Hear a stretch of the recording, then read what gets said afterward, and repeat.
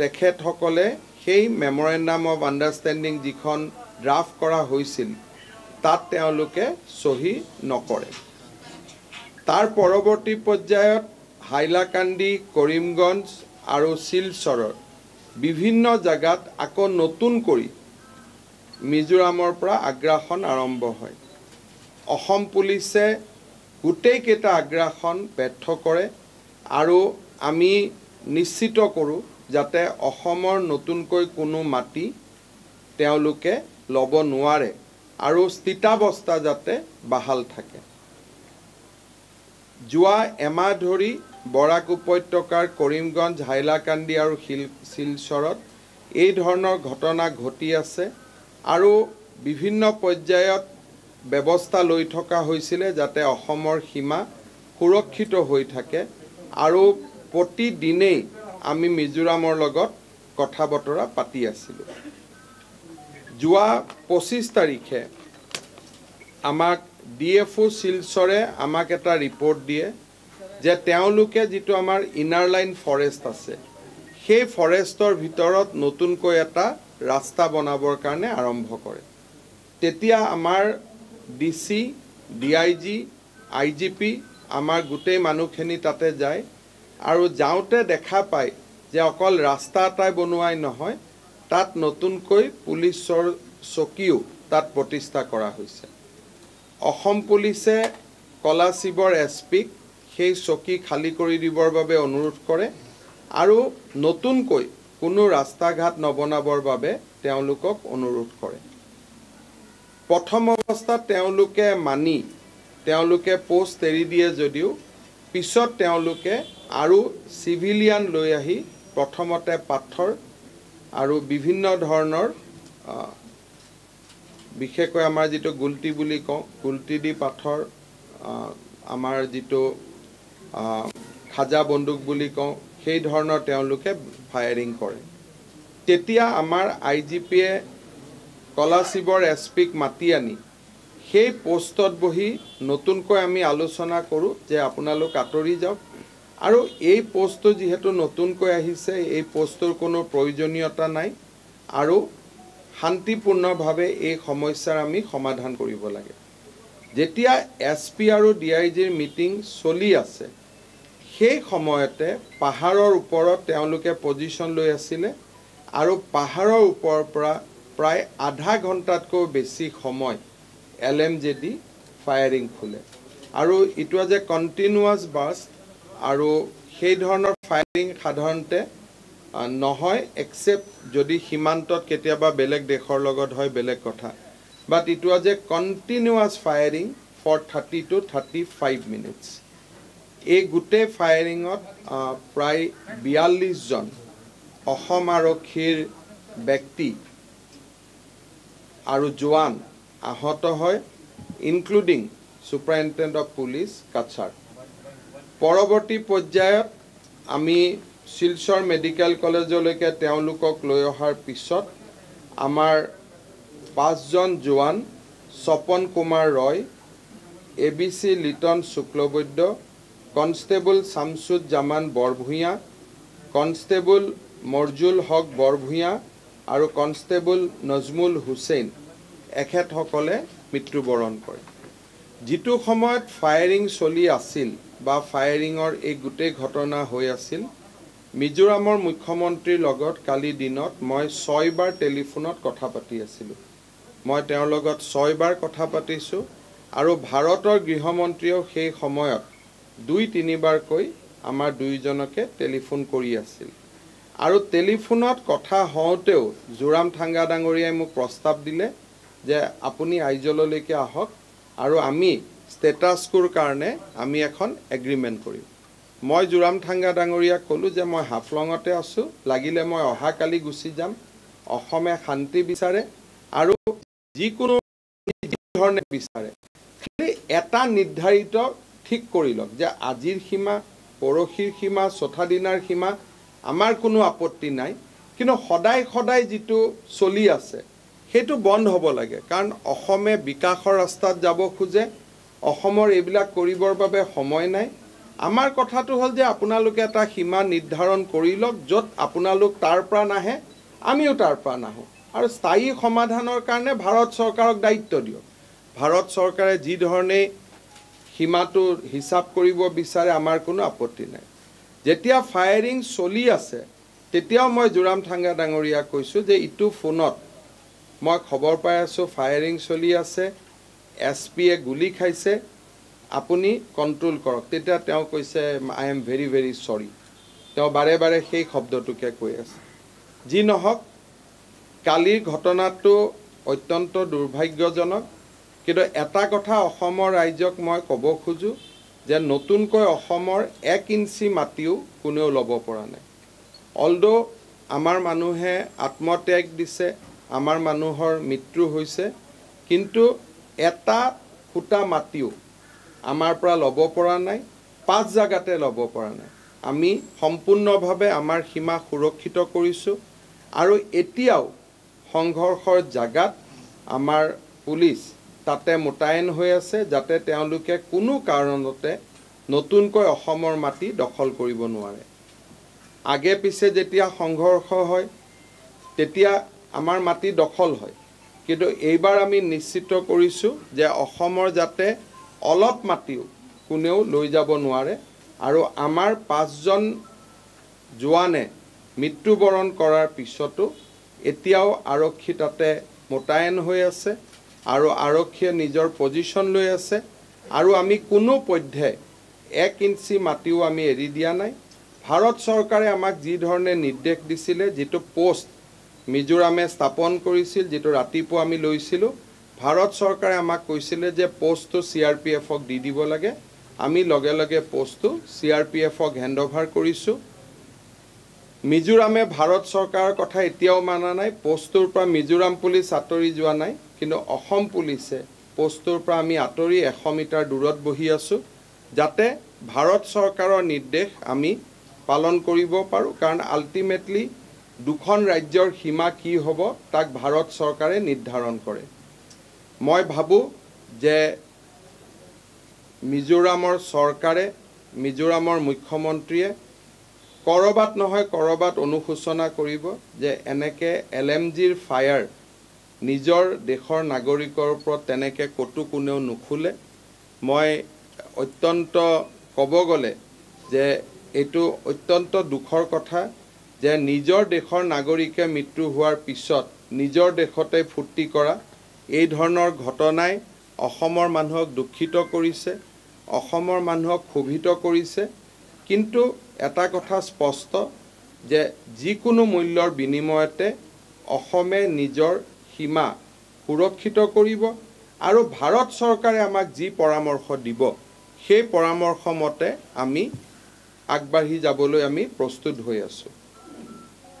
আমাৰ অসম আৰক্ষীৰ যি 5 গৰাকী জোৱানৰ মৃত্যু হ'ল, প্ৰতিগৰাকী জোৱানৰ পৰিয়াললৈ মই 50 লাখ টকাৰ একোটা আৰ্থিক সাহায্য ঘোষণা কৰিছোঁ।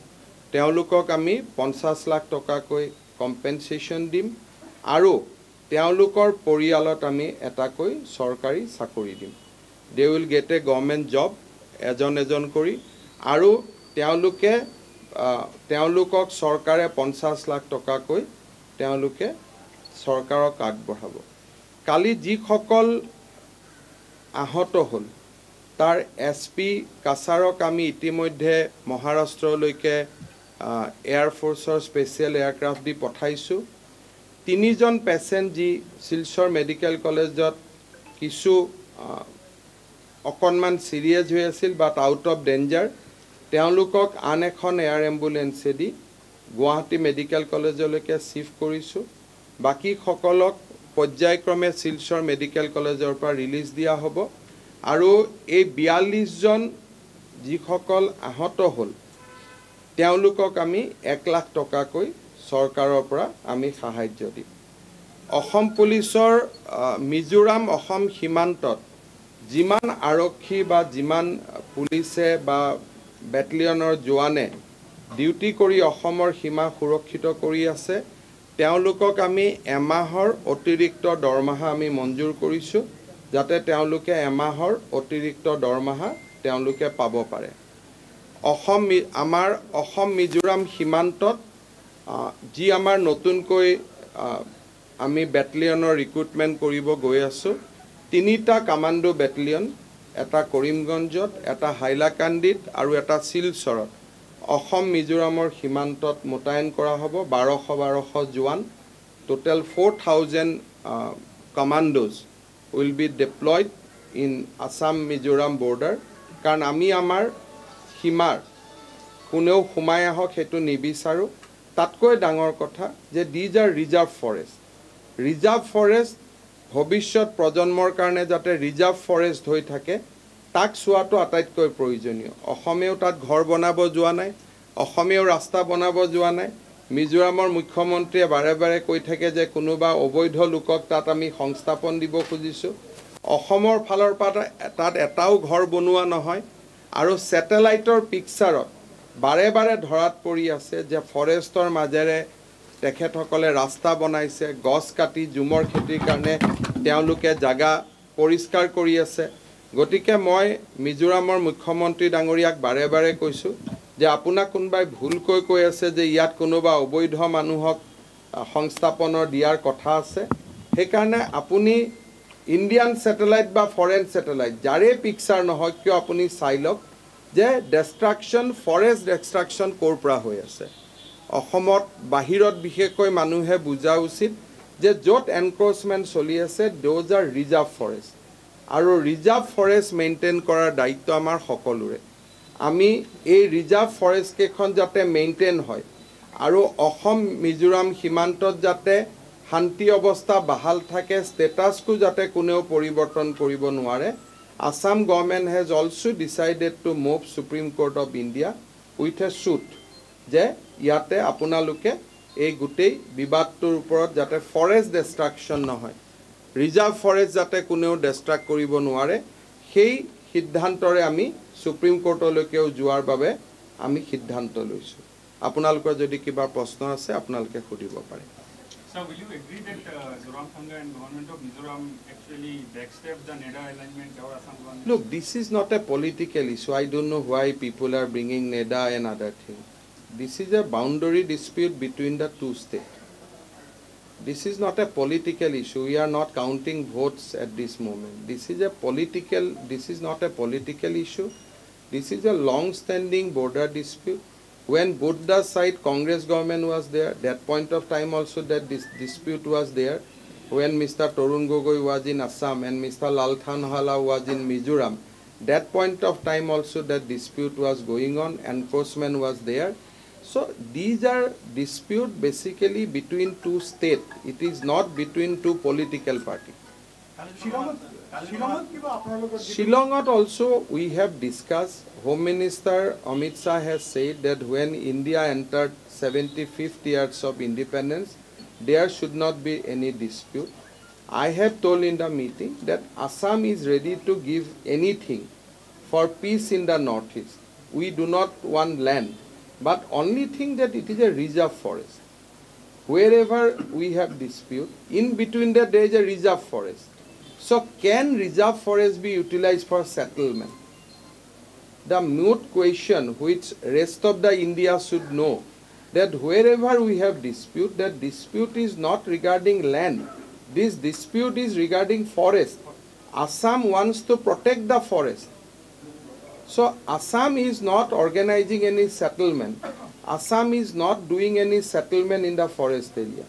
So our problem is even a neutral people also take care of the forest. Suppose tomorrow central government says that look, there is no question of Assam, there is no question of Mizoram.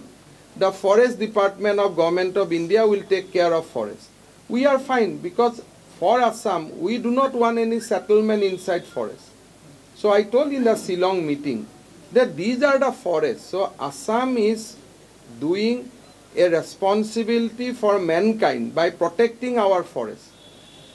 So now from Assam side there is no construction. The question is in reserve forest, how can one do construction? And that to fresh construction. The economic blockade No, why will do economic blockade? Rather, I have ordered security for the people of Mizoram, whoever they are in Assam. Assam doesn't believe in this economic blockade on all.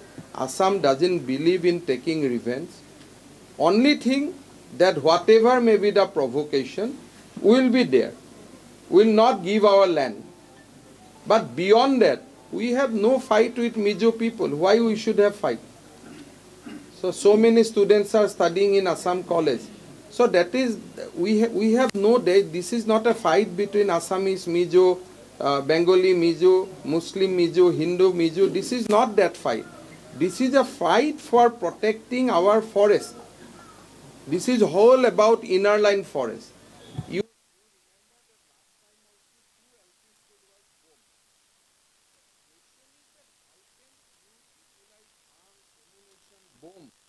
to settle dispute between two states. It is not China-India boundary.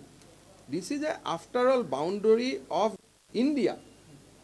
So how can you do all these things? Sometimes our police go, we push them. Sometimes they come, they push. Then again, both are IPS officers. They sit, they have a cup of tea, matter resolved. So I do not believe that we have anything to do against Mizoram.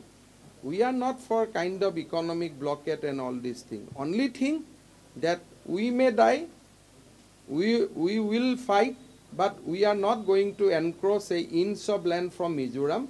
But we have to protect our land. But tomorrow if government of India say, no, give this, all this land to Mizoram, we will give, because after all it is India's land.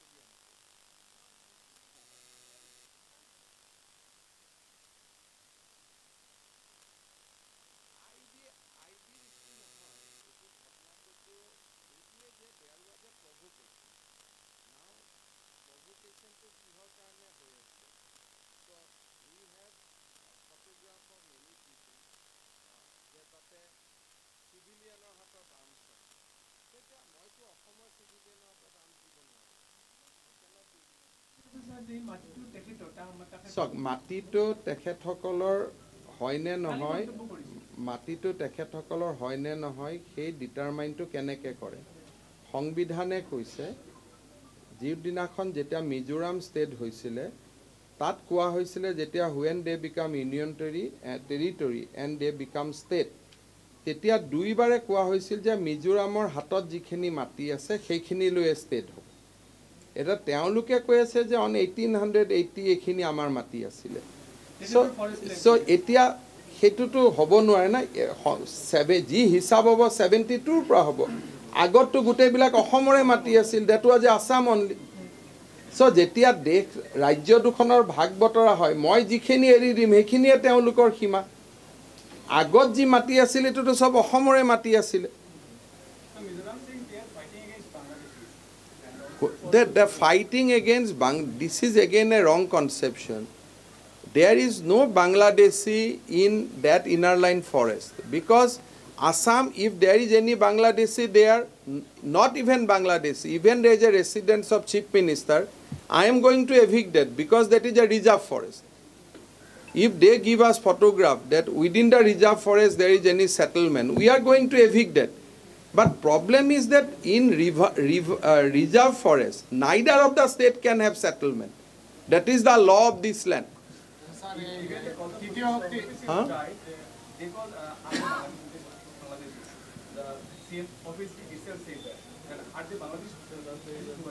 Look, I cannot say some word which is not befitting to my stature.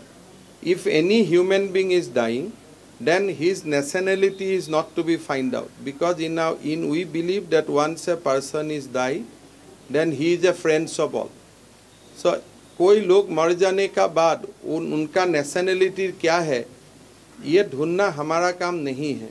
और ऐसे मिजोरम का लोगों को अगर मैं बोलूँ आप लोग म्यांमार से आया है ये क्या ठीक होगा? तो ये भी तो ठीक नहीं होगा ना. इसलिए this is not the way. If somebody tell us that, if someone say that people of Barak Valley is from Bangladesh, then people of Barak Valley will say that you are from Myanmar. So that is not the way. We are all Indian. We are all citizen of India. মই কোনো political comment দিব নোখোজো, but only thing that in Mizoram people are united. So it is better if in Assam also people remain united. But it is an individual choice. But if you look at the social media of Mizoram, everybody is united. So now it is on us whether in Assam we will try to do politics over dead body or we will remain united. It is on us. But only thing that my point is very clear, that I will not allow an inch of land to be taken over. If constitution give there even entire Barak Valley, I have no issue. If tomorrow parliament enact an act and saying that government of India wants to give entire Barak Valley to Mizoram, Guwahati to Mizoram, Nalbari to Mizoram, I have no problem. But as long as parliament doesn't say that, I will not allow any individual people to take over Assam's land. তাৰ পিছতেতো firing হৈ গ'ল. তাৰ পিছত তেখেতে চৰি ক'ব আৰম্ভ কৰি ফোনটো থলে আৰু তাৰ পিছত ফোন কৰা নাই.